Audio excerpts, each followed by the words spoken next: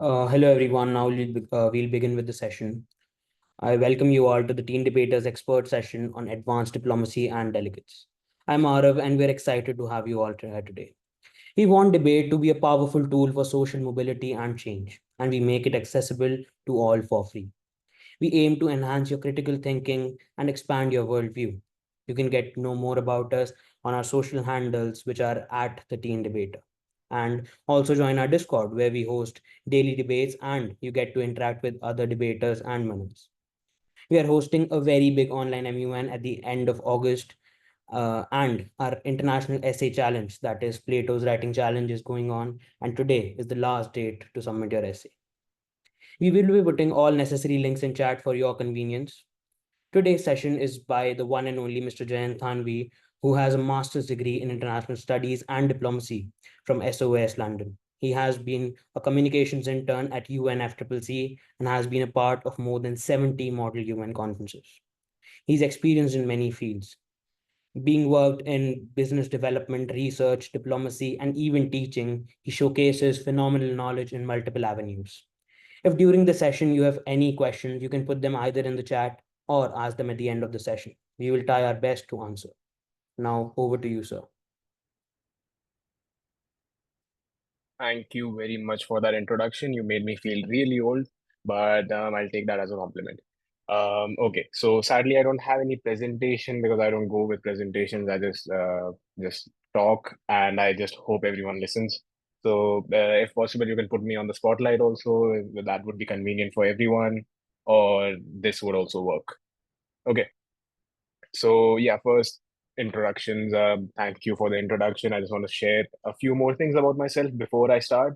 And one of them being that, yes, I've done my master's in international studies and diplomacy from School of Oriental and African Studies, which is a part of University of London. So that explains why I am taking this session, why I do a lot of MUNs as well, because it's my academic interest, firstly and foremost, that I just love international relations and I love to read about different countries and what they are up to and how they interact with other countries. So that's where we will dive into when it comes to diplomacy, because diplomacy, one part of diplomacy is country interaction, direct interaction between two countries. Apart from that, currently I'm working at Dasra, which is an organization. It's a non-profit organization. We work with philanthropists and NGOs, grassroots level NGOs, and we create this network of NGOs and also a network of philanthropists so that the funds are directed in the right direction, and also the organizations working um, in at the grassroots level in different development sectors function properly. There's proper capacity building. So it's a good cause, and I work with the communications team there. So yeah, that's just one thing about me. I recently joined. Moving on, let's get into the session now. So I just want to give you a small introduction on diplomacy and communications before we move into the international relations and MUN part. And during the session, if you have any doubts, just raise your hand and I'll address those doubts. Or else we'll have like a discussion round at the end where I'll ask you some questions on what are your key takeaways from the session. So please try to pay attention. I won't ask you like specific questions. I'm not a teacher anymore. I was before. So yeah. So first topic I want to cover is diplomacy as a communications tool, because diplomacy is again part of the umbrella of communication. It's a type of communication which different people use. Like this is one form of communication where I am interacting with many of you, addressing the public. But in diplomacy, what happens is someone. Okay, yeah, one second. Okay, so diplomacy is also a type of communication, but it's more formal. So when I talk about formal, diplomacy is an act and also a process where you take in the information you get. Like if I am interacting with another representative, especially a representative who representing a population or a country, if I talk to them, it's basically the interaction, but the interaction consists of multiple things. The first one is addressing and taking in what is being said by the other person, carefully, very carefully dissecting the information of what is being said, and then replying in a manner where it shows that you have addressed what they have said. Like, let's take an example for this. Like, if India is trying to make a deal with with Australia on a nuclear submarine, suppose a nuclear powered submarine, and Australia says that yes, let's co-fund this particular nuclear submarine and let's build it in Australia. Just a random example. So the Indian representative, suppose me, I'll have to address what is being said. Like, yes, this is a project, this is a co-funded project, this is a co-developed project. But my main goal is to develop that submarine in India because I want to build capacity and I want to have that technological advancement in my country that, yes, we are capable of manufacturing it. So I won't reply, yes, I get your point, but I think we should do it. No, yes, I understand what is being said, and yes, Australia has a great capacity of developing submarines and manufacturing, as we've seen before that Australia has taken up a contract with the UK and the US as well. But I feel like that looking at the current growth India is taking place with the current defense deals with the United States of America and the United Kingdom, I think this opportunity should be given to the Indian population, and we should build capacity in India, which would again help balance the ties between Australia and India even more. So my suggestion would be that this project should be the assembly line of this project should be held in India. So this reply is basically consisting of how I have addressed what the other person has said, what the Australian delegate has said, but also given my take on it. But I have not said that it has to be in India. I've given them an option, but I've given them a a factually backed situation and an option where I know what the reply will be. So, but still, I've given them an option. That is an act of diplomacy where you're analyzing the situation, you're taking in what is being said, you're giving your points, but then again, you're leaving the room open. You're not closing the room. You're leaving the room open. You're leaving the floor open. That yes, there can be more discussion. They can ask you more questions. You can ask them more questions. They can say yes. They can say no. But you're never closing the door, and that is key when it comes to diplomacy. You never close the door on discussion. So that is diplomacy as communication, as a communication tool, right? And if you have any questions, please do ask those questions, or else if you're putting questions in the chat box, I'll look at them afterwards. Okay. So yeah, next let's move into diplomacy within international relations, specifically the international relations, the science of international relations. I'll also teach you what the difference between capital IR and small IR is. That's also a fun thing for me. Might be fun for you as well. So diplomacy within international relations, I think, consists of again country to country interaction because it's kind of a well, when you talk about country to country interaction, has everyone heard of G20? Like last year, G20 took place in India. Does everyone know that? I think most of you know that, yeah. And I think that's why you took part in this session because you're interested in IR. So last year, G20 took place in India, and many prime ministers, presidents, representatives, foreign ministers were in India, were in Delhi, were in Mumbai, even in Jodhpur, Jaipur, and they were interacting with each other. And there were many videos which came out as well of different representatives, different people interacting with each other. But they were not normal interactions. Every single thing was covered, every single thing was shown to the public. And if you've noticed the details, if you've noticed what Narendra Modi, the current Prime Minister of India, how he was interacting with other prime ministers, how was he interacting with, how was Xi Jinping, the elected Prime Minister of China, how he was interacting with other people, and specifically with the representative of India, who was Modi at that time. You have to take note of which countries are interacting with which countries depending on who they are trading with, who they have a stake in, who they have well funds with. Like if I talk in Hindi, अगर मुझे किसी से कोई चीज लेनी है तो मैं उससे अलग तरीके से बात करूंगा बट अगर किसी से मुझे किसी से कोई चीज लेनी नहीं है देनी नहीं है मैं उससे बहुत अलग तरीके से बात करूंगा if you get my point right even if they might be a friend they might be an enemy they might be a rival they might be no one to me an acquaintance but if you owe me something I will talk to you in a different manner but if I owe you something I will talk to you in a different manner if I owe you something then I will make sure that you are treated very well and you don't ask me that I owe you something. But if you owe me something, I might treat you in two ways. The first one is neglecting you, that until and unless you pay what you owe, I won't address you. Or I might treat you as a very, very uh, important guest. That yes, you're a great person, you're this, you're that, because you owe me something. Okay. So these are the two things. Now, when you take the interaction Narendra Modi does with the prime minister of developed countries, it's very different than how he interacts with African nations. He treats African nations as younger brothers.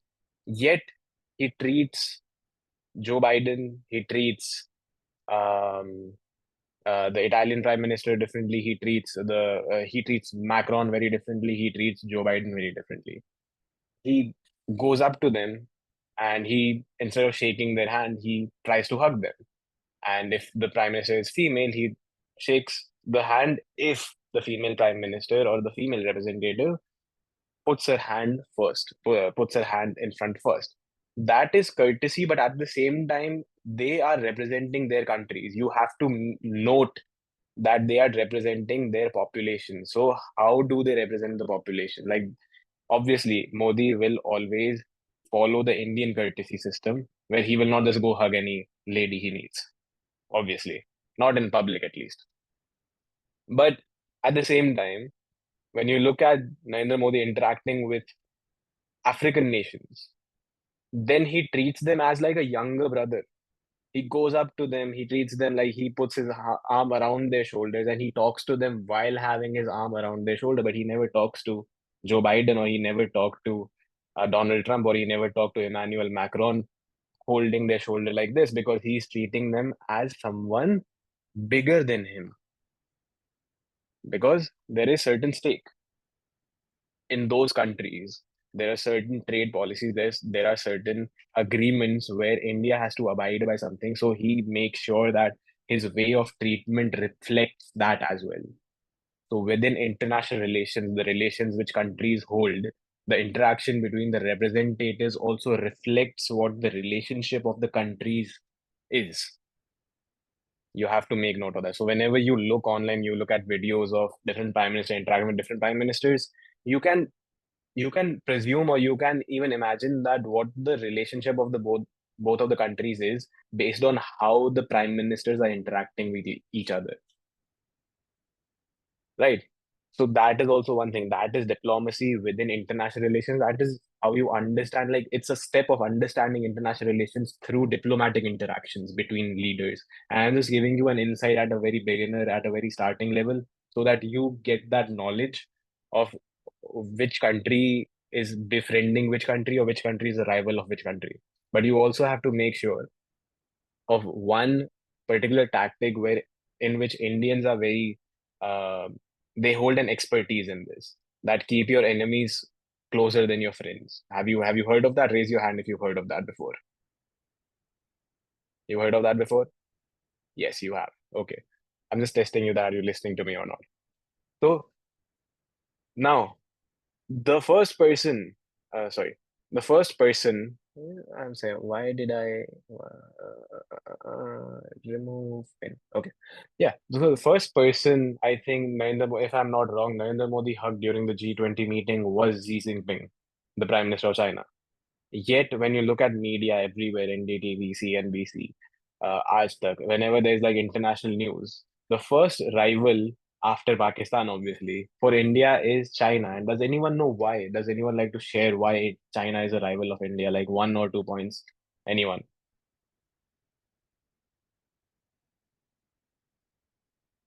And you can answer. Your answer might be wrong as well. The border issue, yes, border, correct. And anything else? Nothing else? Okay. So the border issue is again a major issue that the Chinese army has. Yes, the data issue. You can elaborate on that if you want as well. But the specifically the border issue where the Chinese forces have entered India, taken over villages of India, and have declared that that is Chinese territory. but that is not being addressed in the public. And yet, Narendra Modi goes and hugs Xi Jinping. Why is that so? When you know that China is a rival of India, you know that there's a competition between the two countries. You know there is certain history between the two countries. There have been wars between India and China, and even to date, many Chinese apps are banned in India. But yet, when you look at the representative of China and the representative of India, they act like they are good friends of each other. Why is that so? Because you keep your enemies closer than your friends. And you have to understand that as well. And that is the nuance between diplomatic interactions, where certain people might act in a way, but their country's relations might be slightly different. Okay. So yeah, that's just one insight I wanted to give you, an example I wanted to give you. So I'll just take 1 minute to just come back when I said what is capital IR and what is small IR. Raise your hand if you know that there is a degree in international relations.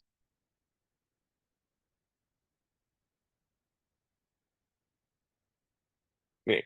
Some of you know, some of you don't know. So international relations is a subject area as well. But in that subject area, you understand the theories of international relations. You understand what it is as a science. I won't call it a science, but still for this a sentence, I'll call it as a science. So when you talk about international relations as a subject, it's the capital IR is used, international relations, I capital, R capital. When you talk about theory of liberalism, theory of realism, theory of constructivism, theory of liberal internationalism, then you say these are theories of international relations, capital IR. But when you say that India and Pakistan have certain relations, that is having international relations, small IR. Sorry, I didn't ask you to unmute. That was just a mistake. A lower hand. Yeah. So small IR is basically international relations of countries with each other, like global affairs. So when you talk about global affairs and when you say international relations, it's a small I, small r international relations. But when you talk about international relations as a subject, as a theory, as um, a study area, as a degree, then international relations is a capital I, capital R. Then this you will be taught if you want to pursue international relations in your future. So you can note this down if you want. That whenever someone talks about IR in as a science, then it's IR, and whenever someone says that, yeah, there are international relations between all the countries, then it's small IR. I just wanted to give you an insight on that. I found it interesting when I started studying international relations, because there's a lot of terminologies when it comes to international relations. And also, one more thing, I just want to share my experience a little bit. While I was interning at the UNFCCC, there were certain documents I had to read before I started my internship. And the first document was a set of acronyms. Like acronyms are short forms. Like IR is for International Relations, GA is for General Assembly, SC is for either Supreme Court or Security Council. So they had 3 pages of acronyms, like 2 rows. And I had to go through every single one of them because every single one of the UNFCCC's documents just mentions acronyms everywhere because they have this set document, so they don't have to write the full uh, word anywhere. So COP is Conference of Parties, CMA is something else, um, and yeah, it's just a lot of uh, taking in information, getting used to, and yeah, it's a steep learning curve if you ever want to work for a UN entity. Just make sure that you have gone through all the acronyms and gone through all the short forms because they just say things which you won't understand. So yeah, so this was a short brief of diplomacy as communication, diplomacy within IR, understanding IR through diplomatic interactions. Now I just want to come to the second part of this whole talk, which is the MUN part, which is the interesting part, I think, which is one of the reasons you're here, that you want to become either a better delegate, you want to do better research, you want to become a person who is diplomatic in their nature or can negotiate in a better way. Yeah. How many of you, by a show of hands, want to become more diplomatic or want to be better at negotiations? Show of hands. Okay. This is another test of me testing if you're listening or not. I don't know why I'm asking someone to unmute. It's just okay. Don't unmute, please. Yeah. So MUN as a platform, first of all, has everyone done an MUN here? Most of you, I think. Yeah, most of you. Okay. So even if you've done an MUN, I just want to explain something briefly. Um, that MUN as a platform is a pretty small platform when I say it. And for you, it might be a really big platform where people from different schools, people from different institutes, from colleges come to one place, discuss on a particular issue, and yeah, come up with a solution, come up with um, I might not come up with a solution, but they come together, they discuss, they dress in a very, very formal or a very fancy manner, and unlike what I'm wearing right now. And yeah, just discuss, and you have the executive board who is the all-knowing person who knows everything about everything, and they just teach you what they know. And I just want to bring you out of that dream for a moment that this is not the thing which you're perceiving, or this is not the thing which you thought of. MUN Model United Nations is a co-curricular platform to teach you how to speak effectively, how to research well, and to give you an insight of what the UN discusses about, not how the UN works. Please note, MUN does not teach you how the UN works. When you sit in a UNSC, when you sit in a GA and MUN, the actual GA, the actual UNSC do not work like that. I'll share a story at the end of the session where I'll share how some agencies of the UN work. But MUN does not teach you how the UN works. MUN, there's no moderate caucus in the actual UN. There is no chit system in the actual UN. There are representatives who do not follow a particular set of rules. The set of rules is within the UN Charter, and those are the only rules they follow. So please do not treat MUNs as a platform to learn about how the UN works, or else you'll be disappointed when you look at how the real UN works. Okay, but there is one similarity between the MUN and the UN, and I just want to open the floor that any one of you can just unmute and just share that what do you think is similar between an MUN and the actual UN? Anyone?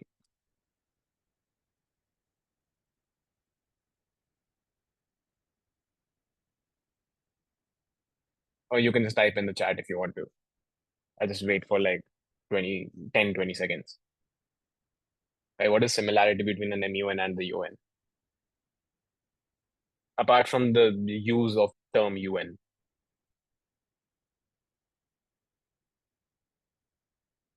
No one? The voting? Yeah. The committees? Yeah. Some things, yes, yes. Pretty similar. Okay.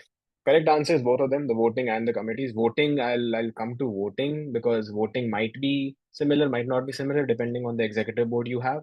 The resolution, no, not the resolution. The resolution in the UN is very different than the resolution which you make in an MUN. So, but the voting, yes, it might be same, might not be same. The committees, obviously, the committees are the same because then why will you call Model United Nations if you don't have the UN committees? But there's one thing which is very similar between the UN and the MUN that you discuss on a particular issue and you discuss very heavily on that particular issue. You put in your all, you research very hard, you're very passionate about it, and at the end, nothing happens. Even in the UN, you discuss very much, you have a resolution, you pass that resolution, but nothing happens. In an MUN, you discuss very much, you have the resolution, it might pass, it might not pass, but nothing happens. You win an award, you might not win an award, but in the real world, is anything taking place? No, it does not. In the UN, if this happens, is anything taking place in the real world? Not to my knowledge, as of now.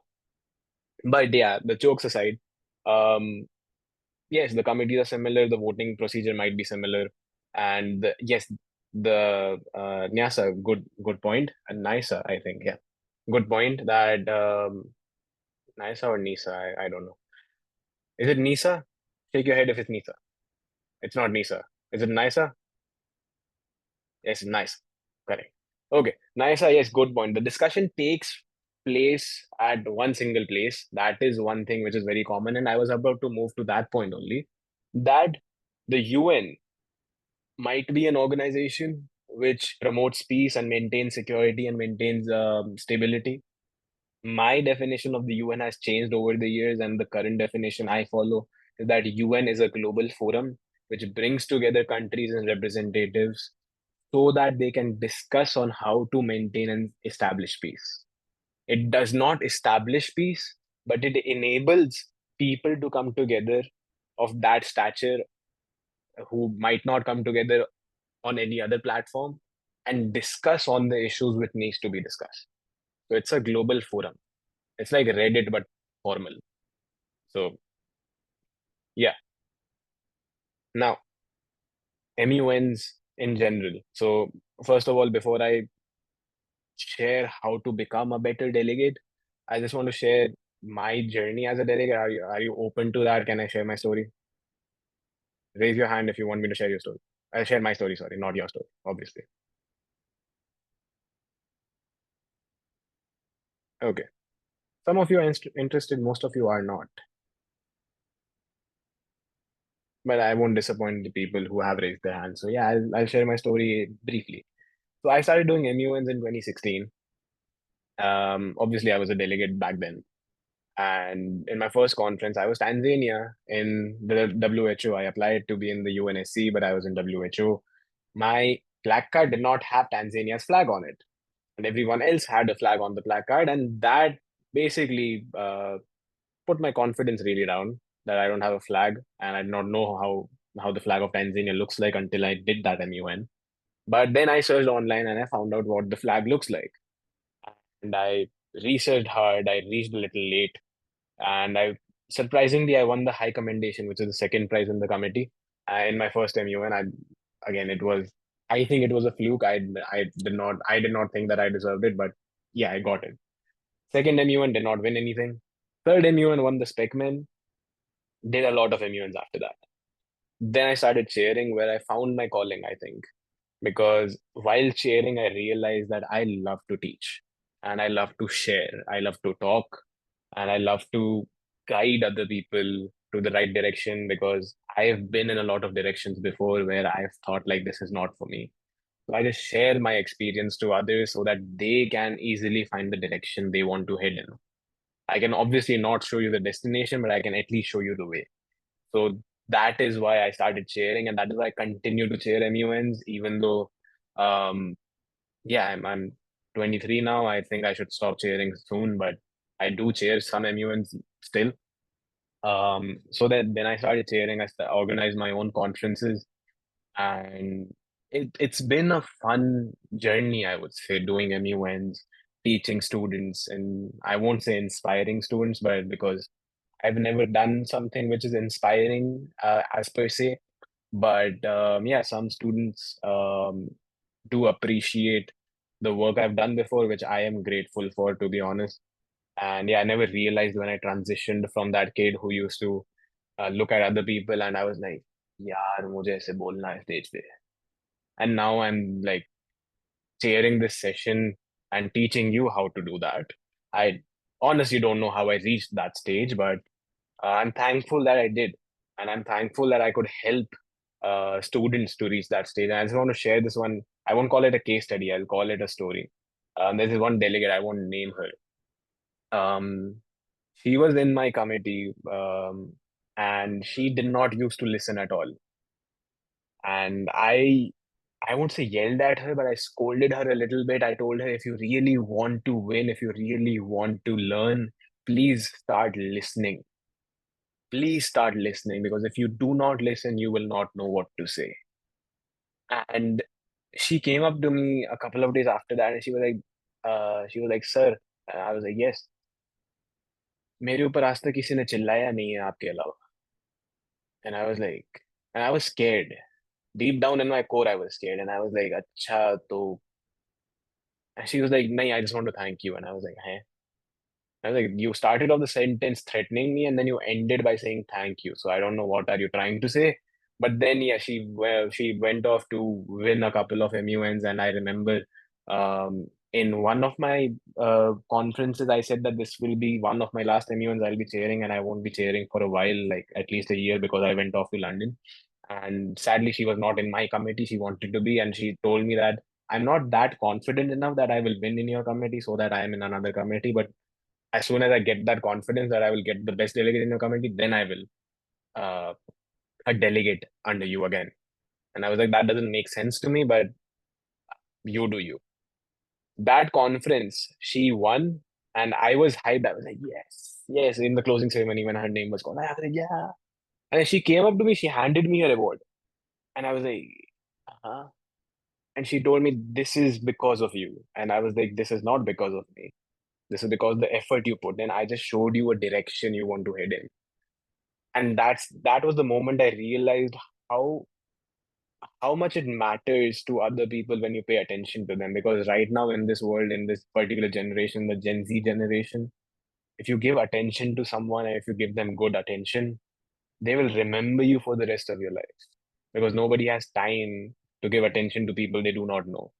And I make sure, even though I have like a very, very unsure schedule, but if someone approaches me and they want help and I have time on my hands, even though that might be 10 minutes of my break, I'll make sure that they get satisfied of what they will and or they find what they were looking for, or I put them in the right direction at least during that 10 minutes. But I never ever like ignore anyone. I because I've been ignored a lot, and I just don't want that to be felt by other students as well. So yeah, that was my, I think, story when it comes to MUNs and how it developed my personality, my whole outlook um, of not just MUNs or just students. It's in general. And yeah, so that was my story. And now just moving on to how you can be better, how you can reach that place you want to reach within the MUN circuit or even beyond, how to be that best delegate. So the first thing is always is keep your mind open to learning. I know this is very vague. I know this is not why you came here for, but please note this down or write this down or just keep it in your head. Learning is winning. If you've learned, you have won. You have won in my eyes. You have won in the eyes of a person who really wants to teach you. Learning is winning. So if you keep your mind open to learning, you will always, always keep growing. And the best delegate award is not a cap you reach and you don't and you stop growing. You do not stop growing even if you reach that best delegate award. You keep growing. You reach another height. The first thing I really want to share is learning is growing. I always keep my mind open to learning, and that is what has gotten me opportunities. So please do that with yourself as well. Now moving on to the technical parts of what I do or what I like think of doing when I take part in debates or MUNs or even like speeches is the first thing is if you get allotted a country and a committee, make sure you know everything about your country in that context. Let me give you an example. USA in North Korean crisis. Okay, North Korean crisis, does everyone know there's a crisis in North Korea? Not a crisis actually, but there's a dictator in North Korea. They have nuclear weapons and they should not have nuclear weapons, and they keep threatening Japan and South Korea and the USA that we will fire nuclear weapons. So yeah, that is a crisis in my mind. Suppose that is the agenda and you're USA. First of all, you should know everything about United States of America and what is the USA doing in North Korea or what North Korea is doing in the US.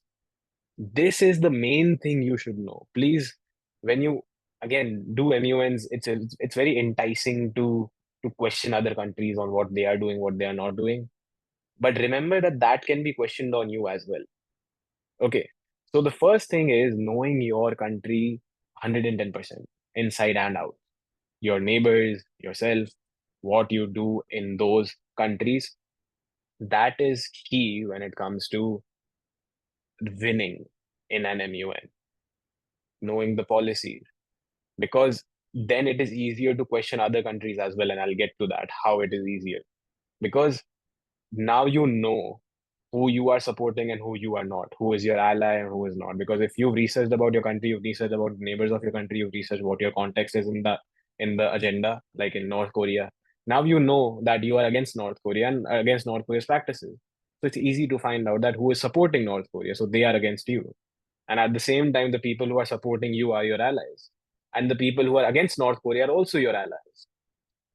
So now you identified who your allies are and who your rivals are just by knowing your country, not by searching anything else, just about your country. That is step number one.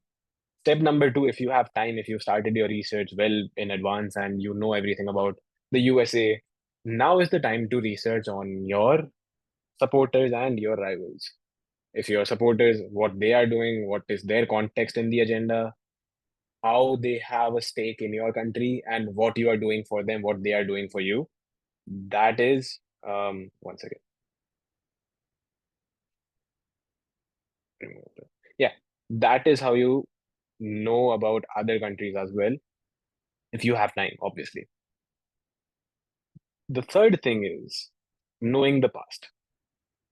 Knowing the past means knowing the well in advance past. That when it comes to North Korea, how Korea became North Korea and South Korea. What is the context behind it? Why is there a border dispute between the two countries? What happened during the World War II, after the World War II? How did Kim Jong-un become Kim Jong-un?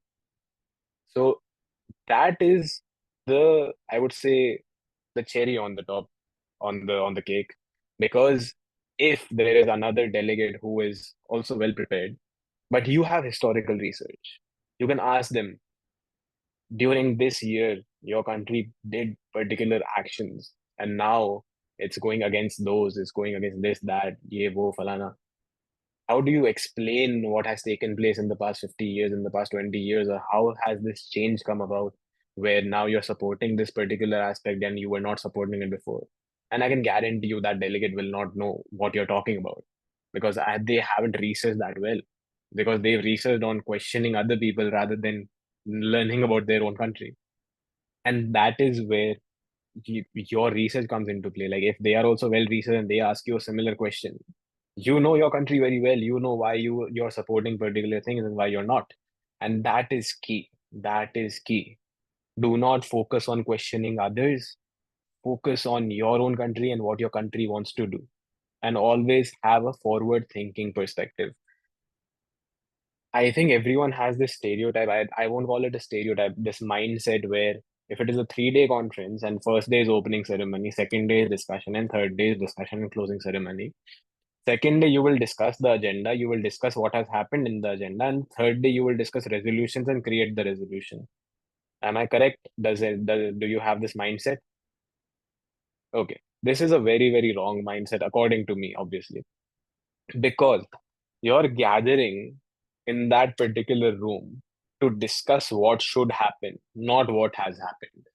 From day one, from our 0 hour to the closing ceremony, till the time you are in the room to discuss what should happen, what should take place from now.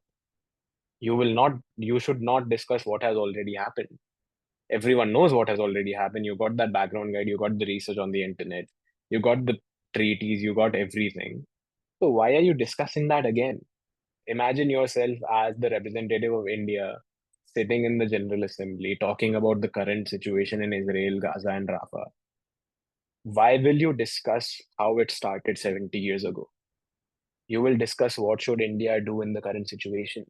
What should India do in terms of the humanitarian aid? What should India do in terms of army intervention? What should India do when it comes to saving the people in Rafah and Gaza? What should India do to evacuate the Indians or the Indian origin people who are staying in Rafah and Gaza?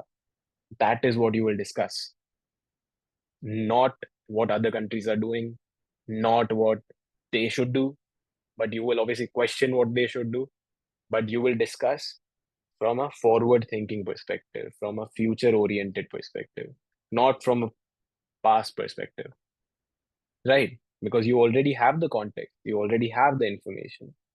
You will discuss what should happen. And that is key to differentiating between a delegate who has good research and the best delegate. That you have a forward thinking perspective. So a combination of research and a forward thinking perspective is what I look in a delegate when I chair conferences. So that is what I wanted to share. And that this again, I cannot like train you in an hour, but I can obviously show you a direction. And this was me showing you this direction. And Yeah.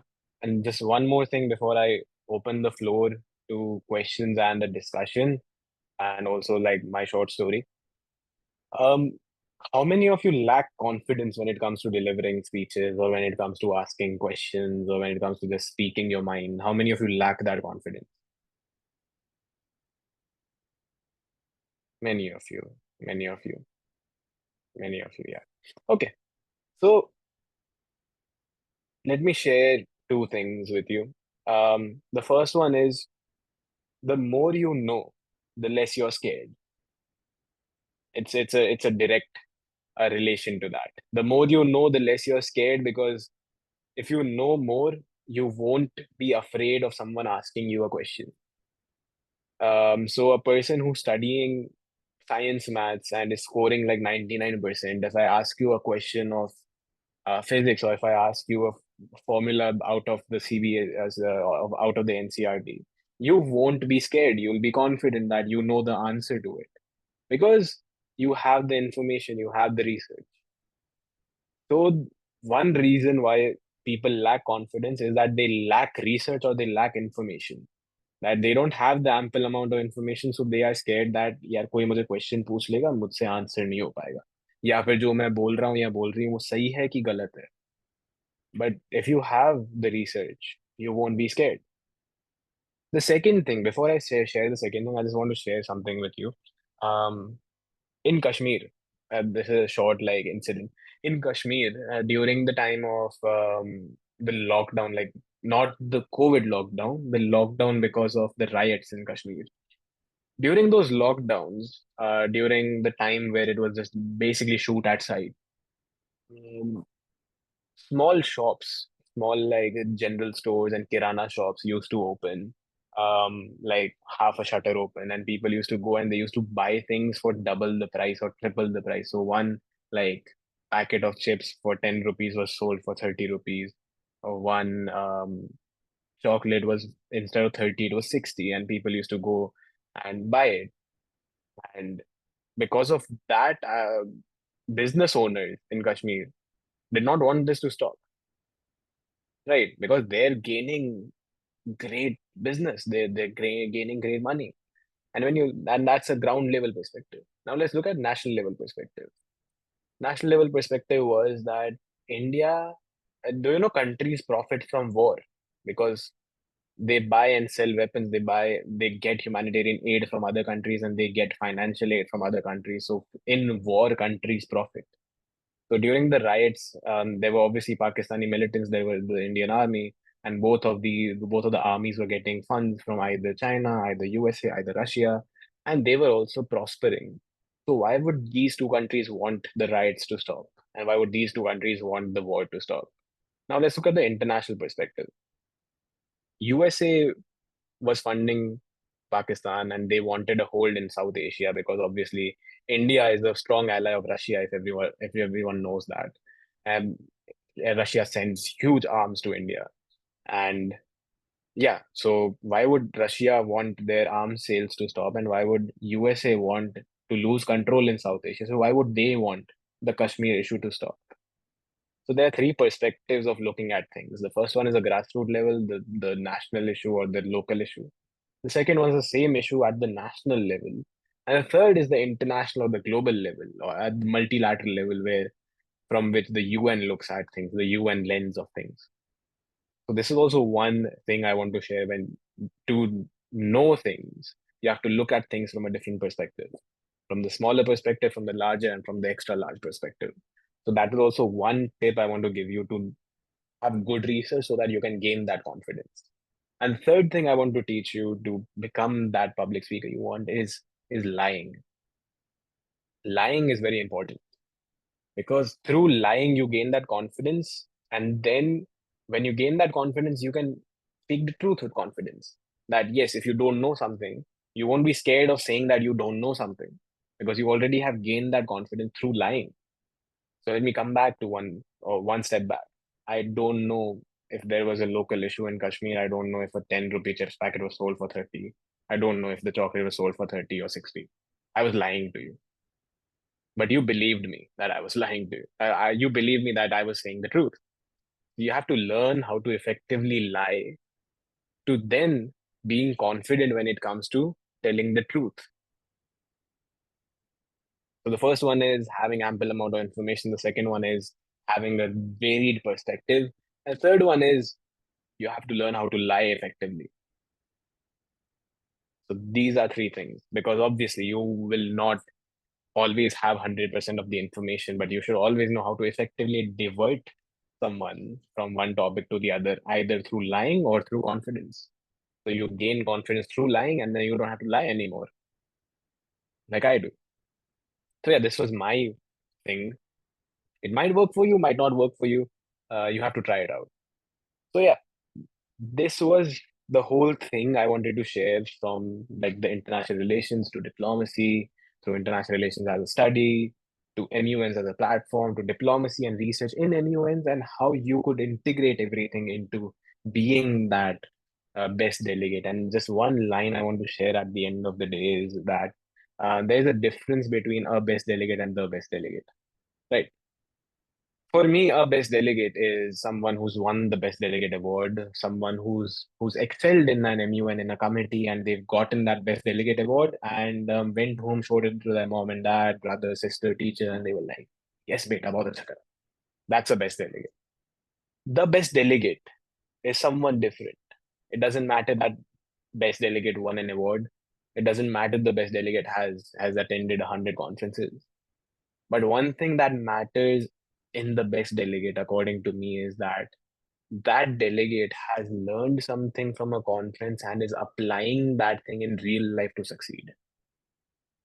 That delegate is the best delegate in my eyes. If you attended an MUN, if you learned how to confidently speak, if you go into an interview and you give that interview very well, and you say that yes, you've attended MUNs before and that helped you gain that confidence, and you get that job, you get that college, you get that a position you want, you get that promotion you want. That is the best delegate. That you've learned something which is with you even after months, years of that conference you attended. If you gain that passion of international relations and you've done a degree in international relations and now you're hosting a session teaching students what international relations is, that might be the best delegate. I'm not saying he is or he isn't. But yeah, I've learned from my conferences and I use that to pass on the knowledge I have, pass on the experience I have, so that those students or those people can either learn from it, might ignore it, might pass it on. It's up to them.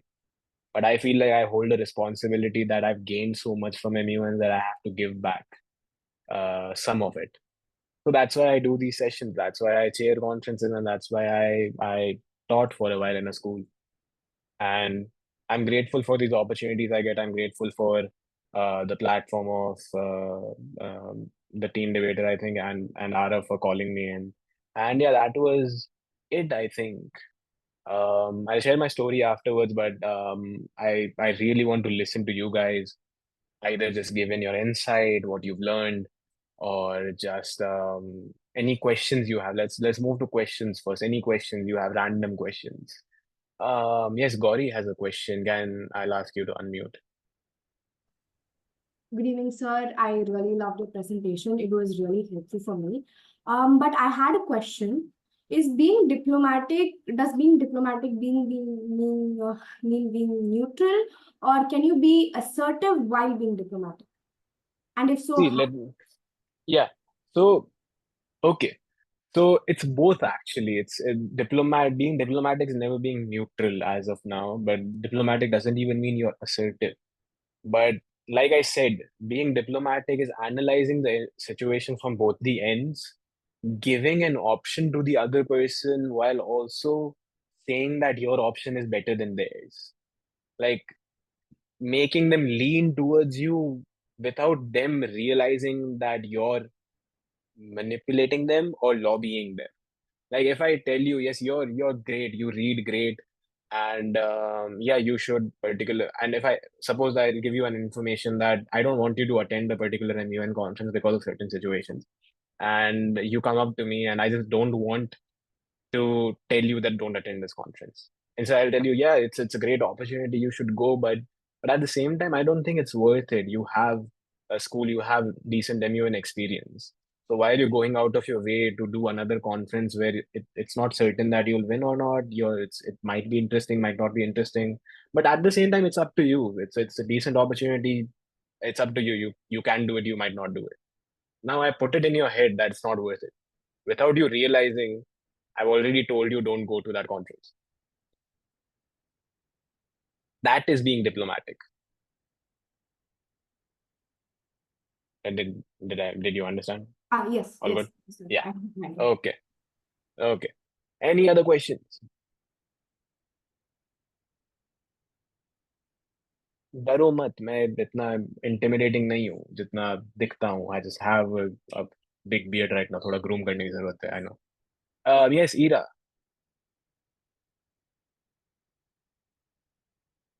Okay, so I've been in multiple. Can you hear me? Yes I can hear you So I've been in multiple months, and hasn't been with me, but I've seen other delegates ask, or in if there's a challenge going on, like a 1v1. I've seen other delegates ask, like, be like, I don't know what you're talking about. So, what is the impression that the chairperson has of that, like our points card or anything? Because I am gonna be a chair in a few months, so this okay is like gonna be very helpful. Okay, so in my mind and my perspective, challenges and 1v1s don't make a lot of sense to me because in an MUN, basically it's like a group thing. It's a collaborative effort you put in. It's never one against the other. It might seem so in certain topics, in certain agendas that yes, there is a clear two sides, but it's never 1v1, it's never a challenge. And in certain rules or procedures, and specifically in IMU, and you have challenges and 1v1s, I never entertain those personally, and I never encourage those as well because that segregates the committee from the two people who are discussing. And I never want that to happen. I always want a collaborative effort where every single delegate, even if there are like 70 delegates in the committee, they're discussing with each and every single delegate rather than one specific delegate. So my advice, I won't give you an advice, but my take when it comes to chairing is just be inclusive and try to recognize the I would say strengths and weaknesses of a delegate. Like if there's a certain delegate who is not that comfortable in speaking, just grant them the chance to write their speech on a chit and send it to you and mark it as a speech. Or if there's a certain delegate who isn't answering chits that often, ask them to answer them in your speech. And if you're getting a chit which is via EB and he's not writing back, ask him to answer that um, in their speech. I know it sometimes goes against the ROPs if you do that, but at the end of the day, who made the ROPs? Us. So if it is helpful for the committee, if it's helpful for the learning process for the delegates, you can keep aside the ROPs for a moment, not totally, but for a moment, and accommodate those delegates so that their learning uh, is in a manner which is effective and long lasting. So I've done this before. I've given delegates who have actual social anxiety a chance to just write speeches, and the next day they gave speeches, like good speeches, and asked questions to other people, even though they are diagnosed with social anxiety. So it's like a miracle in my eyes that yes, you have anxiety, still you gain that confidence, your hands are shaking, but you still want to give that speech or you want to ask that question, and that happens when you're accommodating. So yeah, but you have to draw the line where it's too accommodating, where you're just going against everything and you're accommodating delegates, but you have to like find that balance, and that comes through experience. But yeah, my advice would be don't take challenges or 1v1s. Just make the committee inclusive, let everyone ask questions, let everyone answer questions, and if someone is facing difficulties in asking questions or giving speeches, ask them why is this so, don't ignore them. So yeah, I think that helps. That should help. But yeah, if you have any other questions, you can please raise.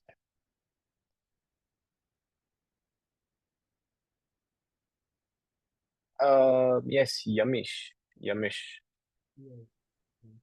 Yeah, actually, I have gone to like maybe 4 to 5 minutes yet, but I have seen that in every when I go, they divide like just like if today is the first day and the first committee session is yet to start.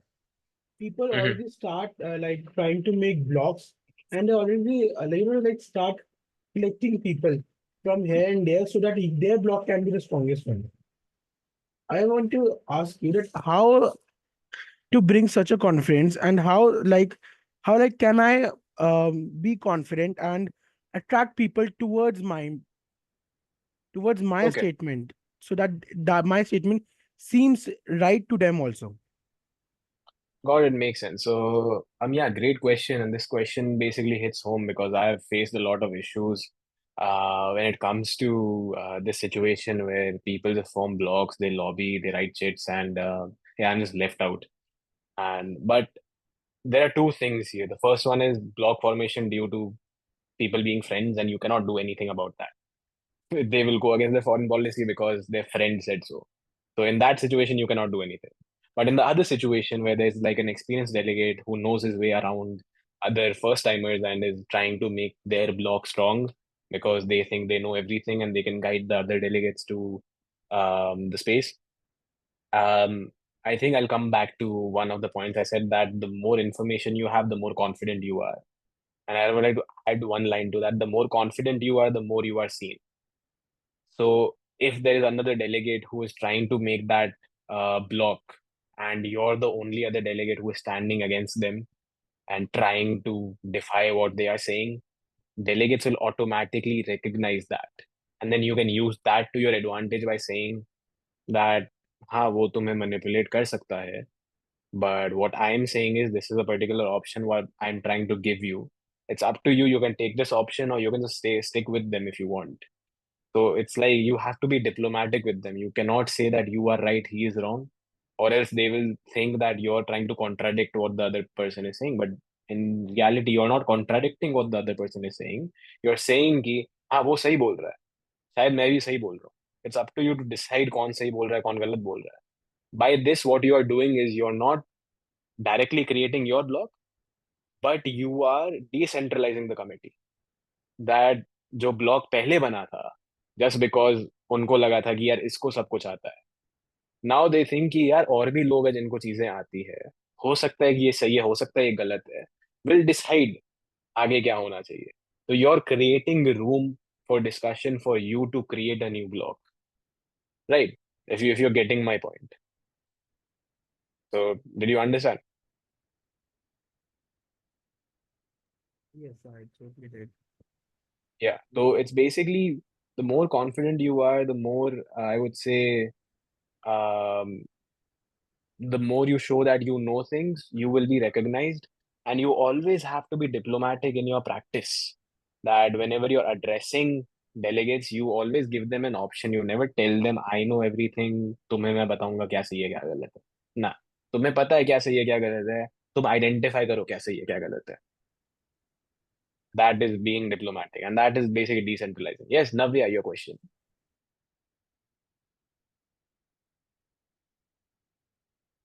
One second. Good evening, sir. First of all, I'd really like to mention that you said you don't believe that you actually inspire students, but I think you contradicted yourself in today's session. There is just one thing. I've only ever been to one MUN before, and I have one coming up on the 25th. The thing is Okay. that our school teachers, they don't really ever explain what what am I supposed to write in my papers? How am I supposed to present them? So my first experience, it wasn't at all good. This time Okay. around, I actually want to improve with everything, but I still Okay. have no idea in like what I'm supposed to write in my opening speeches, in my profiles, and everything. Should I Got write it. my stance as a country? Should I write what are my country's beliefs, or should I just circle around the agenda? What all should be there? Okay. So I'll just summarize this into one thing. And Navi, I think do you know what the general speakers list is? Second. Yeah. Now, have you heard of the general speakers list, the GSL, जो बोलते हैं committee में बार बार? Okay, I'll presume you do.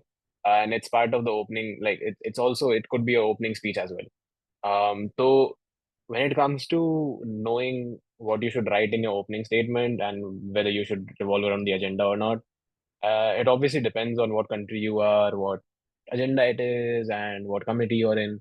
But at the same time, there's this one thing which goes across all the committees, and that is always knowing what your country can do and what your country should do on an agenda and what your country has done on an agenda. So when it comes to your opening statement or your first speech, always address what your country's efforts have been in a situation, what your country has done, how has that affected in the current situation, and what should happen.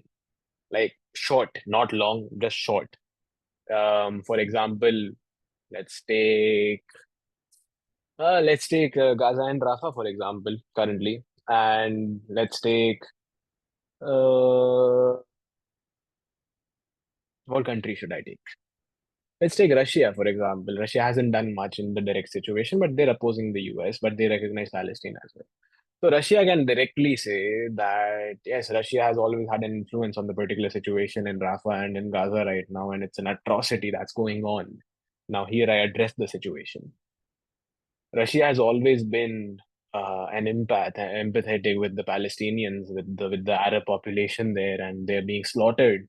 And we stand with them, we stand alongside them, and we have always been alongside them when it comes to humanitarian aid, when it comes to aid, when it comes to defense. I said what my country has done. And that has resulted in Palestine standing against Israel to a certain extent, but at the same time, Israel has the firepower of the United States of America, and they have slaughtered citizens. The current situation, what has happened, and we think that moving forward, there should be humanity in this committee. There should be humanity within other delegates.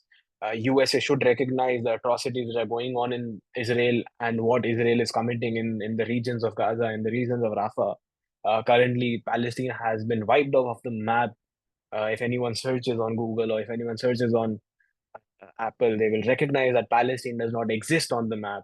So moving forward, we should first of all recognize that Palestine is an entity. We should recognize that Palestinian people are people, and we should recognize that this atrocity is a genocide and it is not a conflict. What should happen? So that is an opening statement. So I think that um, clears some part of it. Now moving on again, it's like what you should do.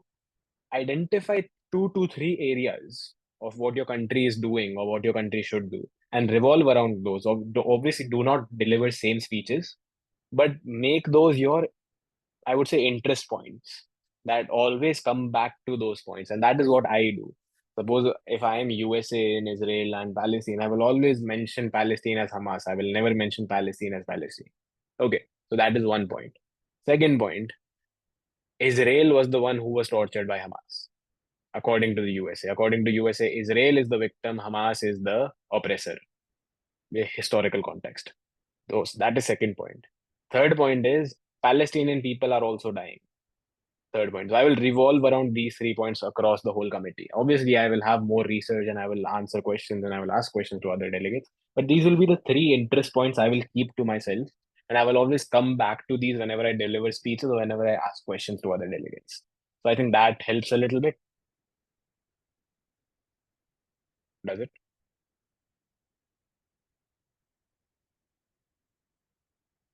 Okay. Navya, you can either write a message if it's cleared, or if you have any follow-up questions to that, or you can just unmute and just ask.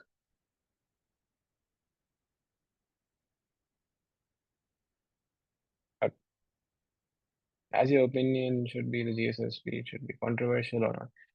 Oh, okay, good question. But again, at the same time, the context of controversial is very subjective. So, according to me, it should never be controversial, but it should always invite questions. Because normally a GSL is like either 90 or 120 seconds, and whenever I deliver a GSL, I always keep it limited to 60 to 70 seconds. But I always keep the GSL open to questions. Like I always leave fill in the blanks, or I always leave loopholes in the speech I deliver so that people can ask me questions. Like the speech I delivered right now. There was there could be many questions asked to that by USA, by UK, by France, by Israel. So always keep the speech open to questions. So don't focus on being controversial or focus on being neutral, but focus on, is that speech a moderated caucus speech so that you should answer all the questions and keep asking questions to other delegates? Or is that a GSL speech where you have room to invite questions? So if you have room to invite questions, always keep your speech open, always keep your speech slightly controversial so that people can ask you questions and you know they will ask you questions. So you obviously know the answer to them. So that leaves the impression on the executive board that you know your way around the committee or you know your way around the agenda. So that's a good impression to have. So yeah. Any other questions? Exactly the answer I wanted. Ah, great. Thank you. Any other questions? It's 7:11. I'll keep the floor open for like a couple of more minutes and then I'll just deliver my closing remarks. Yes, Yamish, your question. Yes, sir. Also, Um, Ira, you're next. Okay. Actually, sometimes like I'm in an MUN, someone else just gave a speech, and I just want to ask them a question to the other Hmm. delegate.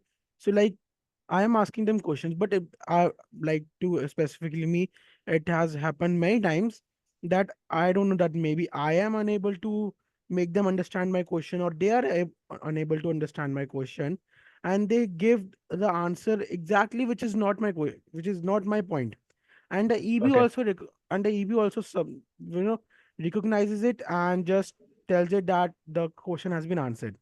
And like if I also ask for the right to continue my question, then that Yeah. is also denied sometimes. So like in that case, Okay. what can I do? Because in every MUN I have gone, it has happened once only. Okay. So I think the first thing, I think the issue here might be because either the context you provide behind the question might be a little longer than the question so that the people don't understand it. So first of all, just keep the context a little smaller and the question crisp. Like if you delivered a speech, you're Egypt and you delivered if you're Israel and you delivered a speech on the current situation, and if I ask you a question that on 7th of October, Hamas played a critical role in the killing of many Israeli citizens, but that does not entitle you to kill the citizens of Palestine. Moving forward, I would like to ask you that there are many NGOs in Palestine and you attacked those NGOs. How do you justify those attacks? So the context was very, very long. The question was short, and the question was also very vague. So always keep your questions to the point, very simple language. Don't try to like make your language like fancy or have like big words. Keep it simple. Keep it like the other people understand you. And secondly, when it comes to the executive board, and I forgot to share this with you as well. MUNs as a platform are very executive board centric. Like the executive board decides how your experience is. If they are good, then your experience will be good. If they are bad, your experience will be bad. And I like and dislike it at the same time. I dislike it because you do not have um, power over how your experience will be in an MUN until and unless you know the executive board is good or not. But at the same time, I like it because if there's someone who actually knows what he or she is doing, they have the power to guide you in the right direction. So it's good and bad at the same time. So when it comes to the executive board, I think it's very subjective and it's very situation based. That yes, if you have an accommodating executive board who knows the things, has the right information, then yes, they will always address a question which is either not properly answered or a question which is answered but needs more context. But if they themselves don't know what's going on, or if they themselves don't have the ample amount of information, then obviously you cannot expect them to understand you as well, right? So I think that partially answers your question. Yeah, it totally does. Okay. Yeah. So Ira, I think, was next.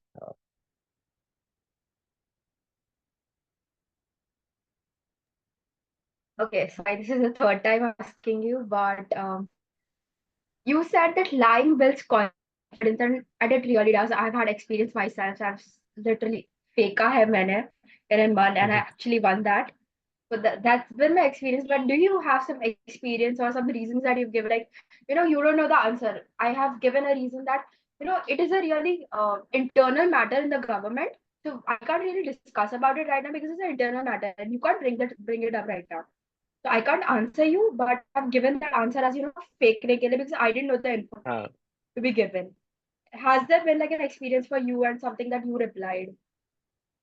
बहुत बार. And this has been in a capacity as a chair and as a delegate, where as a delegate also, sometimes when I do not know the answer, I just make up the answer and tell them the answer. Like I was a delegate of USA, and I remember there was this press conference, and the press people came up and they told me like in 2015 or 2012, there was like this major data leak which happened in Russia, which revealed that the FBI and the CIA track phones of citizens or citizens of the United States of America and even their Bluetooth connection so that they have private information of citizens. So how do you particularly justify this particular situation and this or that?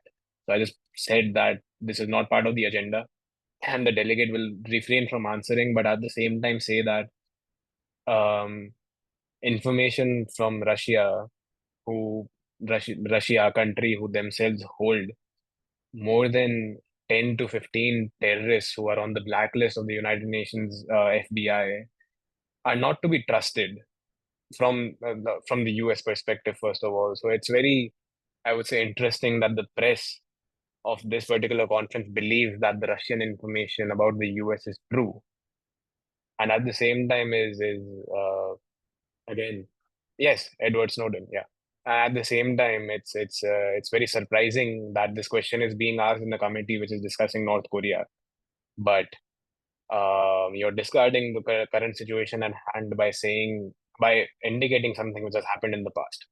तो मैंने तो पूरा फेंका है, like मुझे नहीं पता था मुझे क्या बोलना है, but yeah, I answered the question and the press was like, okay, ठीक है, इनको और नहीं पूछना चाहिए. तो yeah, हाँ, yes, बोलो, Ira. This is pretty much the only way we can actually unmute ourselves, but that wasn't real demand. Thank you.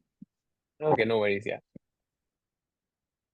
So yeah, that's how I deal with that situation. As an EB, also this happened, but as an EB, you're like free to search up things and then answer in like 2 or 3 minutes. So वो थोड़ा सा चल जाता है. And plus, I became an EB after I like researched a lot. Like being a student of postgraduate of international relations, you expect the person to have certain level of information. Yeah, Sanvi, yes, your question. All right, so my question would be that you mentioned something about the press asking you a lot of questions like after the MUN is over, after the session is over. So my question would be, what if they ask you something that you don't clearly know the answer about? How do you still appear confident while trying to answer them?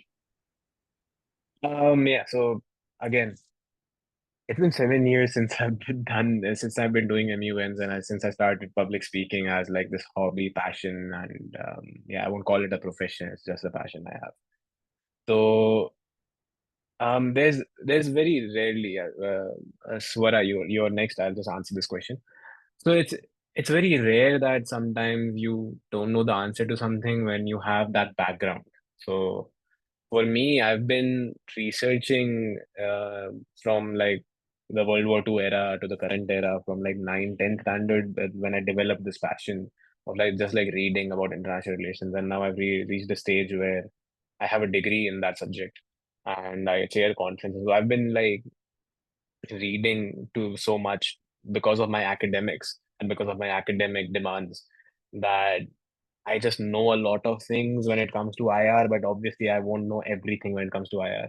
So sometimes if I don't know something, I just say I don't know it, or I look up, or I ask the person that just give me context behind this, or if you know something, and if the dots connect or the lines match, then yeah, I might have an answer because everything in IR is interrelated. Everything is interrelated. There are no silos. There's nothing isolated in IR that you won't.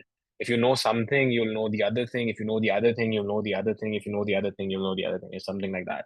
So if you've read about the independence era of India, you'll know what happened in World War II. If you know what happened in World War II, you will know about Germany. If you know about Germany, you will know about the European Union. If you know about European Union, you'll know about the US, and it goes on and on and on, just like that.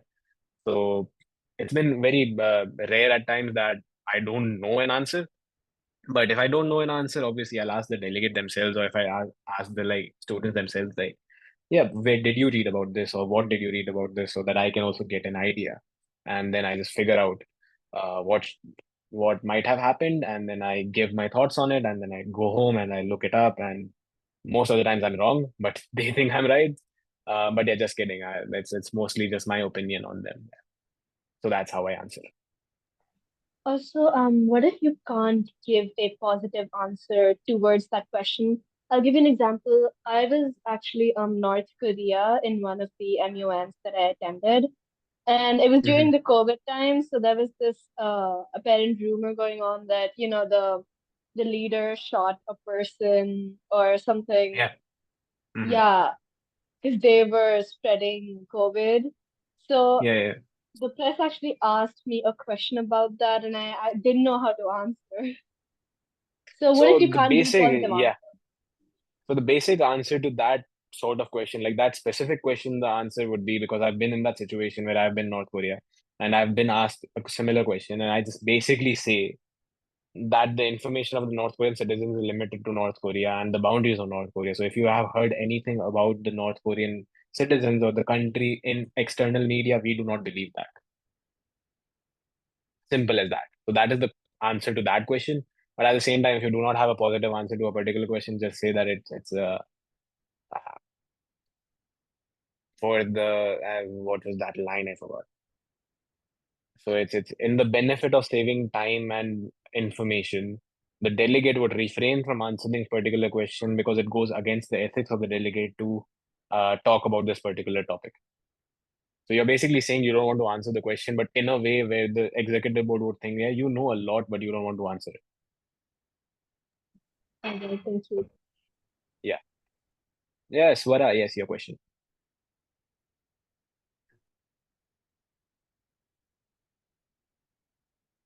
One second.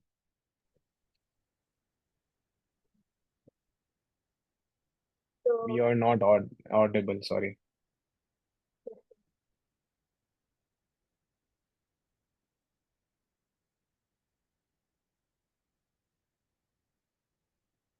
Am I audible now? Yes, you are, yeah, clear. Good evening, sir. So Good. my question to you is, you said that lying is extremely important part of being like in an MUN, but what happens if they like further question you on your lie, or like if they catch your lie, they say something else? What are you supposed to do? Do you just come clean, or?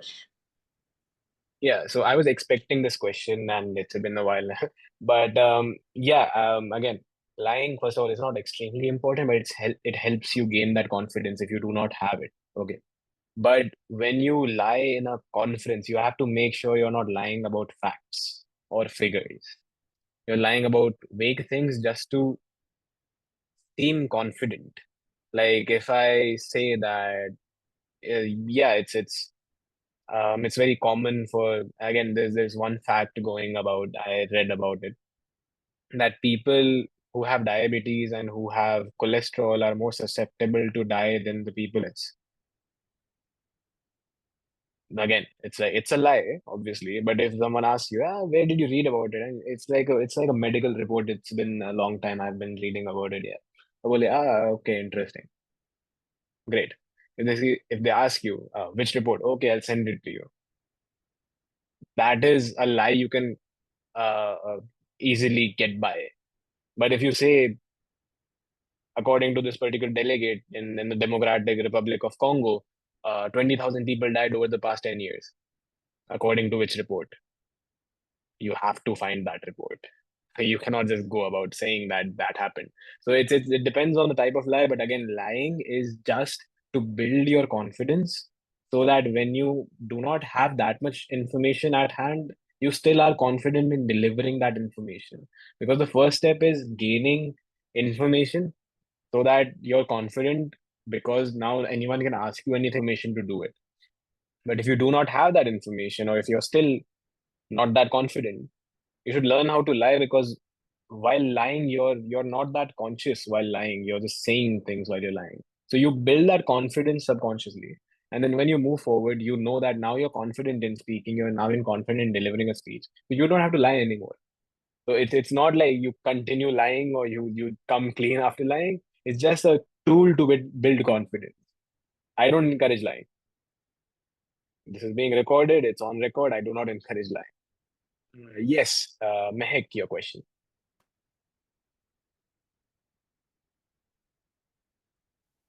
Yeah. Yeah. Hi. So I wanted to know what are the best strategies for building alliances and negotiating with other delegates? I like that. Very to the point question. Okay. So I'll reiterate some of the things I said before.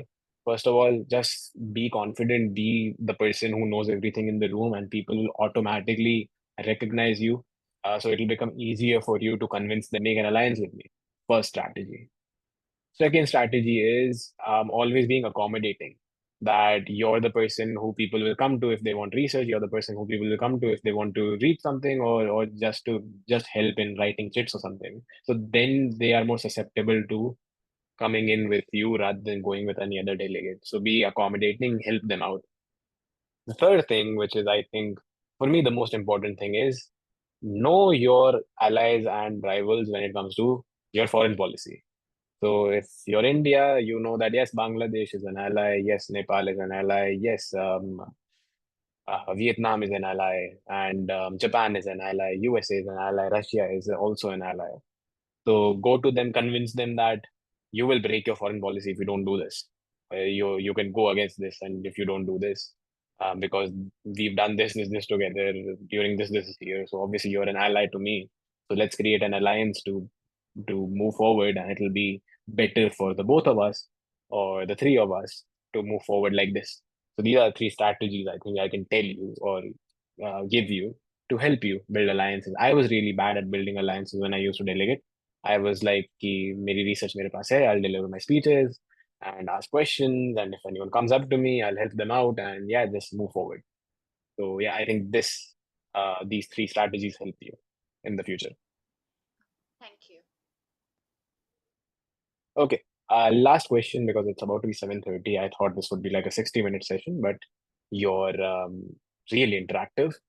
So yeah, last question. Anyone?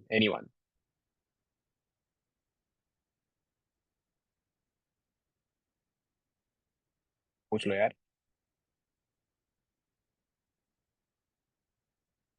Hmm. In the chat, I think. Okay. Seeing no questions, let's wrap up the session then. Yeah, I think I have shared most of the things I know. Um, and also, if you have any other questions, you can reach out to me on Instagram. Instagram is the most accessible platform I use. If you don't have Instagram, I'm sorry. But yeah, you can use Instagram. I'll also drop in my email, I think, if that helps you out. If you have like any long doubts or need some help in general, if you have an interest in studying IR for some reason, then you can reach out to me. This is my email. If you're on Instagram, then this is my user handle underscore 501ST. Yeah,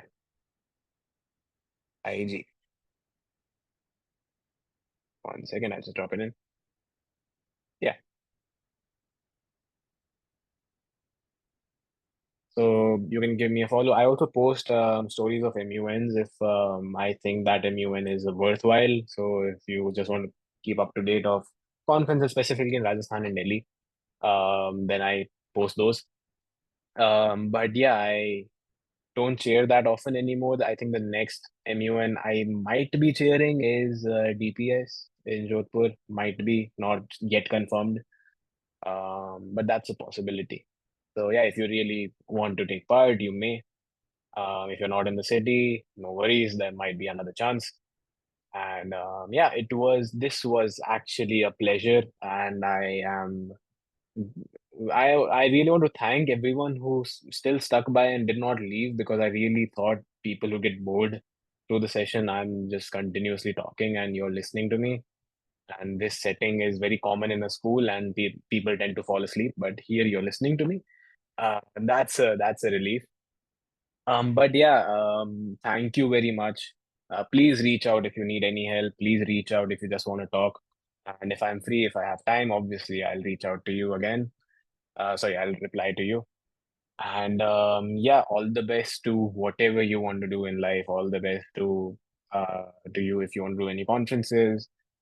And I hope you get that award you want. But more than that, I hope you learn and you use those learnings to excel afterwards, because that is what matters. Trophies will be in a shelf eating dust. Certificates will turn yellow over time. But the learnings you have, the teachings you take in from executive boards, from teachers, those will last you. And I know this is very, I would say, corny, but it's one thing I took away from my experiences, and I think you do that too. But yeah, hope to see you in a conference sometime soon, or I hope to see you in another session sometime soon. But yeah, thank you very much, Arif, for having me. Thank you to the team for having me, and this has been a pleasure. Thanks a lot, sir. It was a great session. And thank you everyone for joining. And we will soon organize another session for all of you.